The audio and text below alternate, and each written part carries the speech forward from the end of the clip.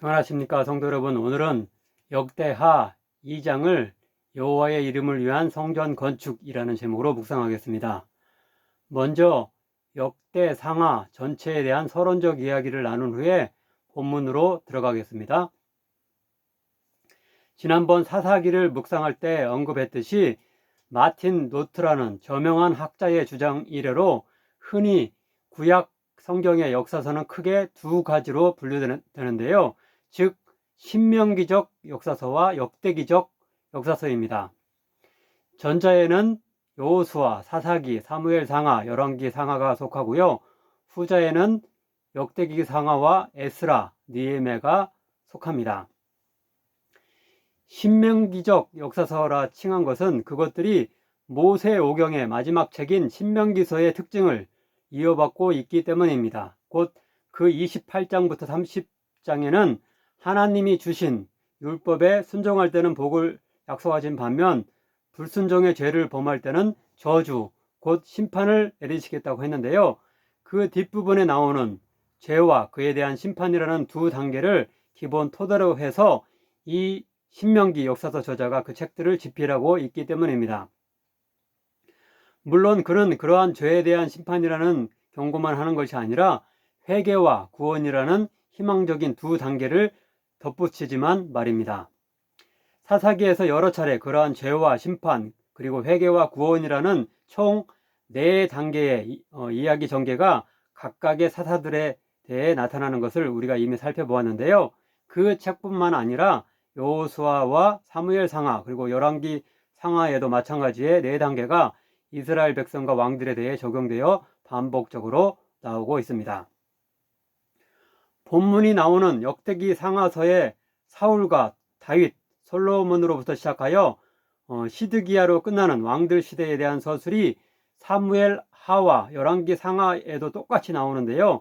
차이점은 역대기적 역사서로 분류되는 역대 상하서에는 신명기적 역사서로 분류되는 사무엘 하와 열왕기 상하와 달리 다윗과 솔로몬에 대해서는 그들의 죄를 고발하고 심판을 선언하며 회개를 촉구하는 내용이 축소되거나 생략된다는 사실입니다.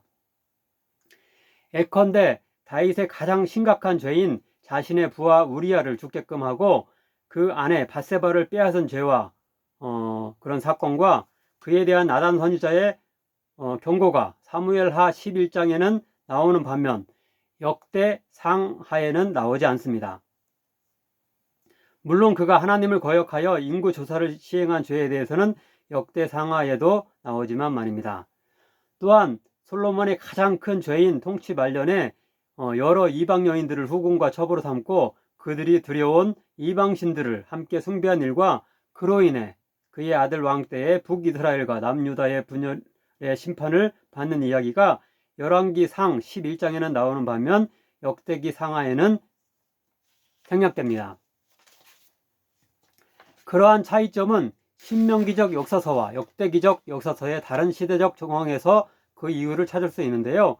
즉 전자는 그 최종 이야기가 열왕기하 25장에서와 같이 바벨론의 포로로 끌려가 있는 요야긴 왕 사건인 것으로 볼 때 그 집필 시기가 아직 바벨론 포로기 중인 반면 후자는 그 최종 이야기가 역대하 36장에서와 같이 바사 곧 페르시아의 고레스 왕이 바벨론을 정복하고 그곳에 포로된 이스라엘 백성을 모두 해방시켜 고국으로 돌아가 성전을 짓도록 명령한 일인 것을 볼 때 그 집필 시기가 바벨론 포로기 후인 것으로 여겨집니다. 따라서 후자의 경우에는 이미 하나님의 구원이 성취되었으므로 죄와 심판을 선언하며 그것에서의 구원을 위한 회개를 촉구할 필요성이 약화되었을 것입니다. 오히려 자신의 나라의 황금기를 이끌었던 왕들을 다시금 소환하여 민족적 자긍심을 고취시키는 일이 필요했을 것이고요. 특별히 비록 해방은 되었지만 여전히 페르시아 총독의 지배를 받기 때문에 독립적인 정치체제를 갖출 수 없었고 대신 성전에 제사장들을 중심으로 나라를 운영해야 했기 때문에 다윗과 솔로몬 왕의 성전 건축에 대한 공헌을 강조했을 것입니다. 이러한 성전을 중심으로 한 유다 공동체의 재건이라는 주제는 에스라와 느헤미야에서도 이어집니다. 이제 본문을 따라가며 솔로몬 왕이 얼마나 성전 건축에 심혈을 기울였는지 살펴보도록 하겠습니다.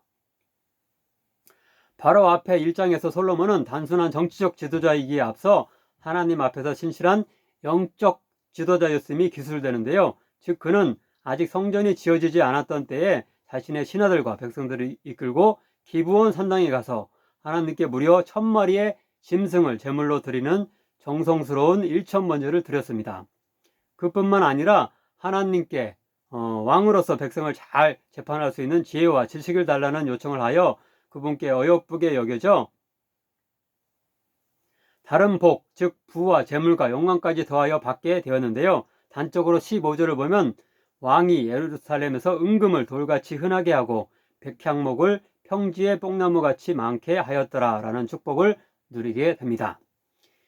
이어지는 오늘 본문 2장에서 솔로몬은 그러한 하나님의 축복에 응답하여 드디어 성전을 건축하기로 결심하고 실행에 옮기는데요. 먼저 1절과 2절입니다. 솔로몬이 여호와의 이름을 위하여 성전을 건축하고 자기 왕위를 위하여 궁궐 건축하기를 결심하니라.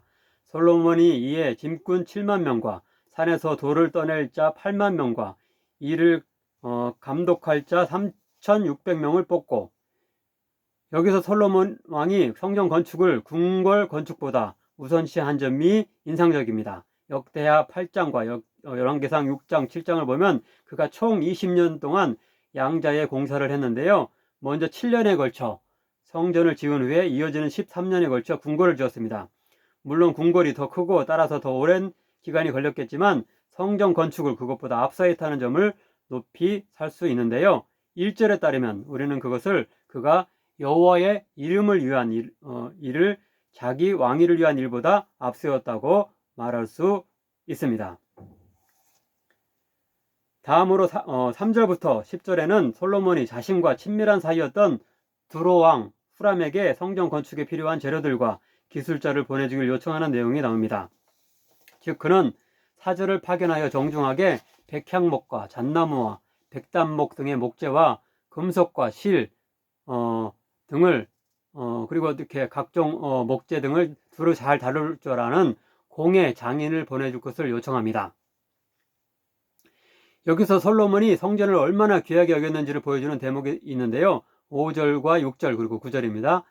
내가 건축하고자 하는 성전은 크니 우리 하나님은 모든 신들보다 크심이라. 누가 등이 하나님을 위하여 성전을 건축하리요. 하늘과 하늘들의 하늘이라도 주를 용납하지 못하겠거든. 누구이기에 어찌 능히 그를 위하여 성전을 건축하리요. 그 앞에서 분향하려 할 따름이니이다. 내가 건축하려 하는 성전은 크고 화려할 것이니이다. 예수님이 죽으실 때 지성소를 가로막은 성전 휘장이 찢어진 일과 예수님 자신이 3일 만에 성전을 다시 짓겠다고 하신 말씀은 오늘의 신약시대에 성전의 속죄 기능이 폐지되었고 장소로서의 성전의 중요성이 완전히 사라진 것을 뜻합니다. 하지만 본문의 솔로몬의 하나님을 최고로 경배하고자 하는 신앙은 우리 역시 물려받아야 할 것입니다. 즉 나 자신과 가족을 위한 일에는 모든 것을 투자하고 헌신하면서도 하나님과 이웃 그리고 교회를 위해서는 인색한 우리의 모습을 반성해야 할 것입니다. 세 번째로 11절부터 16절에는 후람 왕의 답변이 나오는데요. 즉 그는 앞서 솔로몬이 그 요청에 그 요청에 대한 보답으로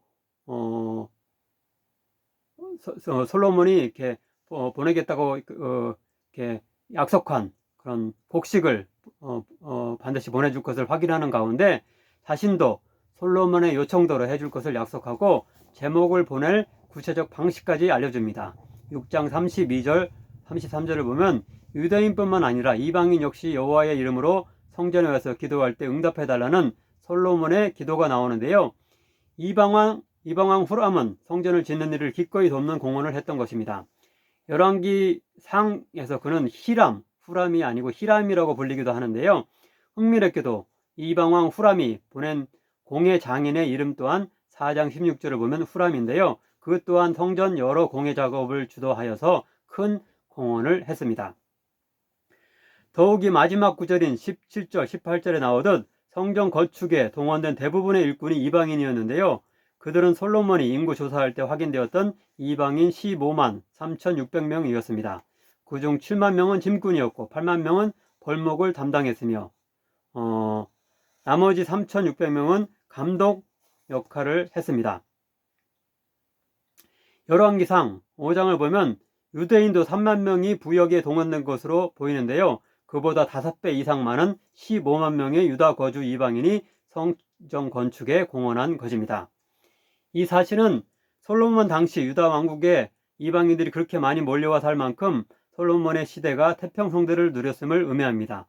하지만 다른 한편으로는 그만큼 이방인이 성전 건축에 기여했으며 따라서 그에 상응한 성전에서 기도하고 응답받을 수 있는 권리를 누릴 수 있음을 시사합니다. 즉 예수님이 이사야서를 인용하시면서 말씀하신 대로 성전은 만민이 기도하는 집인 것입니다. 아무쪼록 오늘의 교회 역시 인종과 국적에 상관없이 교회에 누구나 편하게 와서 기도하며 하나님을 찾을 수 있는 공동체가 되기를 간절히 바랍니다. 기도하겠습니다. 사랑의 하나님, 하나님의 이름을 높여드리기 위해 심혈을 기울여 성전 건축을 준비하고 실행한 솔로몬 왕에 대해 알게 하시니 감사드립니다. 하나님께 제사하는 일에 앞장섰으며 하나님의 마음에 합하게도 왕으로서 잘 재판할 수 있는 지혜를 먼저 구한 솔로몬의 모습을 본받게 하셔서 우리도 먼저 하나님의 나라와 그의 의를 구함으로 하나님께 다른 축복들도 더하여 받을 수 있는 믿음 허락하여 주소서. 오늘날 중산층 이상의 교인들과 여러 차별주의자들이 꼰대 노릇을 하는 교회의 현실을 회개합니다.